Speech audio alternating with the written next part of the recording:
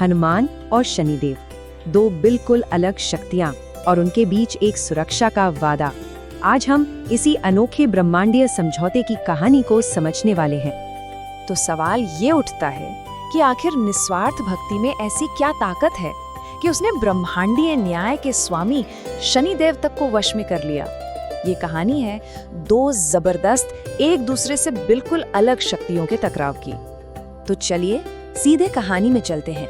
एक ऐसा समझौता जिसकी उम्मीद शायद ही किसी को थी, और इसकी शुरुआत होती है दो ऐसे किरदारों से जो एक दूसरे से बिल्कुल जुदा हैं। देखिए, एक तरफ है हनुमान, निस्वार्थ भक्ति और विनम्रता का साक्षात स्वरूप, और दूसरी तरफ शनिदेव, कर्म के न्याय और उसके फल के स्वामी। सोचिए, जब ये दो मिलेंगे तो क्या होगा। बस यही बात इस समझौते को इतना खास बना देती है। इस कहानी का जो सबसे प्रसिद्ध संस्करण है वो हमें सीधे रामायण काल में ले जाता है, लंका में हुए एक बहुत ही नाटकीय बचाव की ओर। तो कहानी शुरू होती है जब हनुमान जी लंका में माता सीता को ढूंढ रहे होते हैं, और वहाँ उन्हें एक चौंकाने वाली बात पता चलती है कि राक्षस राज रावण ने सिर्फ सीता माता को ही नहीं बल्कि शनि देव समेत सारे ग्रहों को बंदी बना रखा था। और इसके बाद जो हुआ वो तो सचमुच कमाल था। हनुमान जी को शनिदेव कैद में दिखते हैं, फिर वो अपनी जलती हुई पूंछ से पूरी लंका में आग लगा देते हैं। चारों तरफ हाहाकार मच जाता है, और इसी अफरा तफरी का फायदा उठाकर हनुमान जी सारे ग्रहों को आजाद करा देते हैं, और शनिदेव को उन्हें वो रावण की पहुंच से बहुत दूर उत्तर की ओर सुरक्षित फेंक देते हैं। दिलचस्प बात यह है कि ये कहानी सिर्फ कथाओं में नहीं है, इसका एक असली भौगोलिक कनेक्शन भी है। कहते हैं कि शनिदेव मध्य प्रदेश की एक जगह पर आकर गिरे थे जिसे आज हम शनिश्चरा के नाम से जानते हैं। और हाँ, वहाँ आज भी एक मंदिर है जो इस पूरी घटना की गवाही देता है। तो इस सब का नतीजा क्या निकला? खैर, अपनी जान बचाने के लिए शनिदेव इतने कृतज्ञ हुए कि उन्होंने हनुमान जी को एक वचन दिया। वचन ये कि वो कभी भी हनुमान या उनके भक्तों पर अपनी वक्र दृष्टि नहीं डालेंगे। और बस यहीं से उस महान सुरक्षा समझौते की शुरुआत हुई। लेकिन रुकिए, कहानी यहीं खत्म नहीं होती। जैसा कि अक्सर होता है, इस कथा का एक और पहलू भी है, एक दूसरा संस्करण जो बचाव से ज्यादा शक्ति के सीधे टकराव के बारे में है, एक असली परीक्षा। तो दोनों कहानियों में फर्क क्या है? देखिए, पहली कहानी में शनिदेव एक कृतज्ञ कैदी हैं जिन्हें बचाया गया, तो समझौता कृतज्ञता से होता है। लेकिन दूसरी कहानी में मामला बिल्कुल उल्टा है। यहाँ शनिदेव खुद हनुमान पर अपना असर डालने की कोशिश करते हैं, और समझौता होता है शनि की हार और हनुमान की शक्ति के लिए उनके मन में पैदा हुए सम्मान से। इस दूसरी कहानी के हिसाब से शनिदेव अपनी 7.5 का प्रभाव डालने के लिए हनुमान जी के सिर पर आकर बैठ जाते हैं, पर हनुमान जी पर कोई असर ही नहीं होता।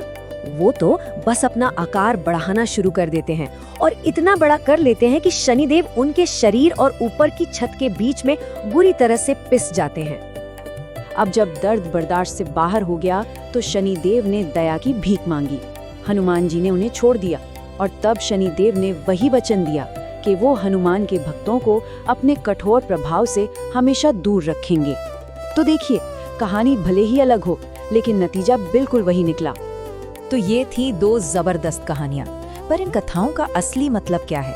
चलिए अब थोड़ा और गहरा उतरते हैं और इस समझौते के पीछे छिपे आध्यात्मिक संकेतों को समझते हैं। आगे बढ़ने से पहले एक चीज समझना जरूरी है, 7.5 आखिर ये है क्या?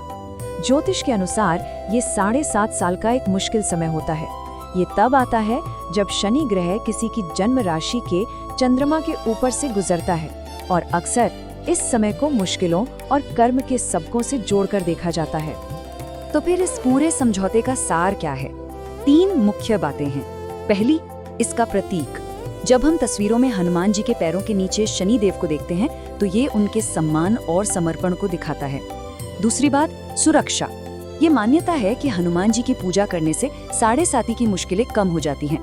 और सबसे बड़ी बात, इसका आध्यात्मिक सबक कि सच्ची और निस्वार्थ भक्ति आपके कर्म और भाग्य पर भी भारी पड़ सकती है।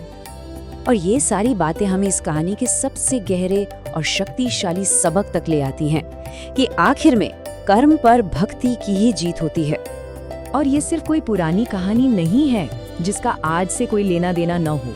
इसका असर आज भी हमारी पूजा पद्धति में दिखता है। खास तौर पर शनिवार के दिन, जो कि शनिदेव का दिन माना जाता है, हनुमान जी की पूजा करना इसी प्राचीन समझौते को मानने जैसा है। ये दिखाता है कि ये विश्वास आज भी कितना गहरा है। तो समझने वाली सबसे जरूरी बात ये है कि हनुमान जी हमें क्या सिखाते हैं। वो हमें विनम्रता और धर्म का वो रास्ता दिखाते हैं जिस पर चलकर कर्म के न्याय से मिली मुश्किलों को भी पार किया जा सकता है। बात कर्म से भागने की नहीं है, बल्कि उसे विनम्रता और शक्ति से सहने की है। तो इस पूरी चर्चा को हम एक आखिरी सवाल पर छोड़ते हैं।